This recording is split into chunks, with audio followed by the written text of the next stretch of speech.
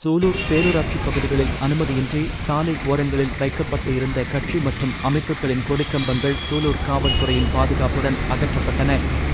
சூலூர் பேரூராட்சி பகுதிகளில் அனுமதியின்றி நடப்பட்டிருந்த கட்சி கொடிக்கம்பங்கள் செவ்வாய்க்கிழமை மே 20 பேரூராட்சி அதிகாரிகளால் சூலூர் காவல்துறையின் பாதுகாப்புடன் அகற்றப்பட்டன.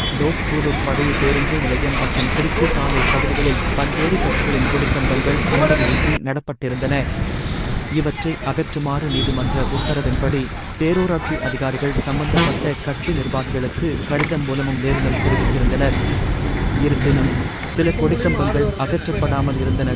இதையடுத்து திங்கட்கிழமை பேரூராட்சி அதிகாரிகள் மற்றும் ஊழியர்கள் 2 கொடிக்கம்பங்களை அகற்றும் பணியில் ஈடுபட்டனர். இந்த பணியின் போது சூலூர் காவல்துறையினர் பாதுகாப்பு அளித்தனர். அகற்றப்பட்ட கொடிக்கம்பங்கள் லாரிகள் மூலம் எடுத்துச் செல்லப்பட்டு சூலூர் பேரூராட்சி அலுவலகத்தில் வைக்கப்பட்டன. இந்த நடவடிக்கை அப்பகுதியில் உள்ள கட்சியினர் மத்தியில் அதிர்ச்சியை ஏற்படுத்தியது.